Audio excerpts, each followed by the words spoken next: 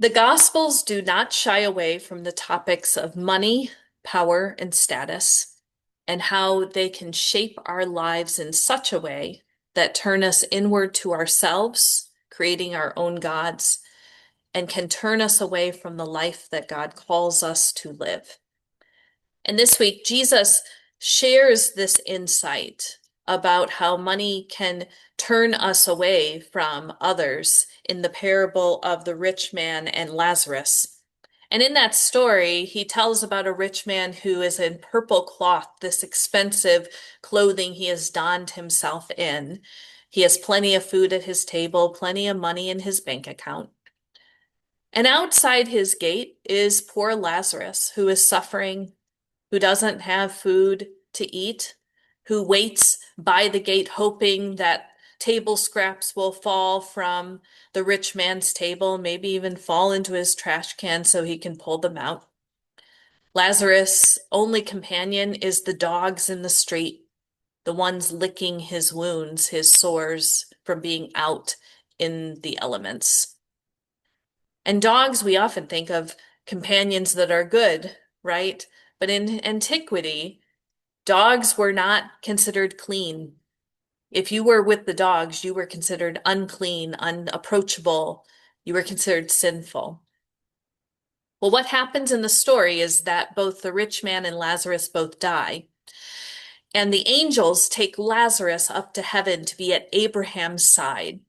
Abraham, the father of many nations. And the rich man finds himself in Hades, in a place of scorching heat and discomfort. The rich man found himself in his elaborate house and around his things, and suddenly finds himself in discomfort with none of those things around him. And the rich man is suffering in that moment as the roles have been reversed, that now Lazarus has found himself in a place of comfort, and the rich man finds himself in discomfort. And the rich man, seeing Abraham and Lazarus up in heaven, cries out for mercy, asking that Lazarus will bring water to put on his tongue because it is so scorching hot where he is, that he is suffering much. And Abraham tells him, in your life, in the time that you lived, you had a good life, you had many goods around you, and Lazarus had evil around him and found himself in a downward spiral place where things were not going well for him. And so Abraham says, because of this, there is now a big chasm between you both. And the rich man worries about this and starts to think about the one thing he may have control over, which is the people in his life, in his own circle, who are still living. And he asks that Lazarus can go back and share this message so that they do not repeat the same mistakes.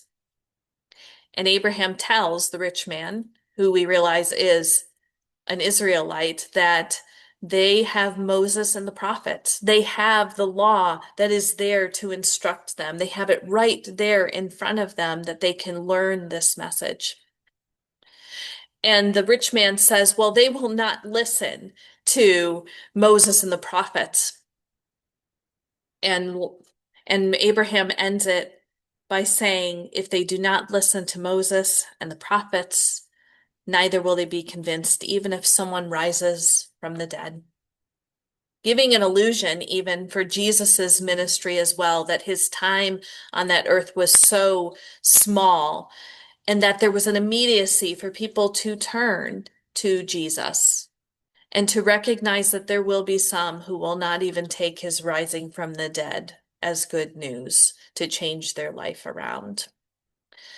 I think this story for us tells us a few things. First, I don't think Jesus is saying that those who are rich in and of themselves are bad people. I don't think that necessarily it is pointing to, the opposite even of giving away everything you have. But I think what Jesus is pointing to is that in the rich man's life, he had many of these goods and seemed to bend in on himself. He only thought of himself. He only thought of what he wanted. He only thought of the people within his circle of power. He didn't associate with Lazarus. He did know Lazarus by name, even calling out to him.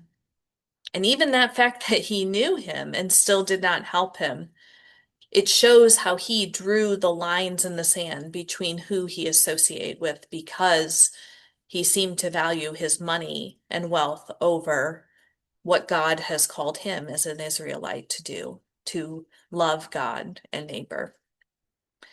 And so in this parable, Jesus is not shying away from the reality of how money can transform people's lives into a way that turns them to look at their means of success and wealth and status and careers as their gods, the things that they worship as well.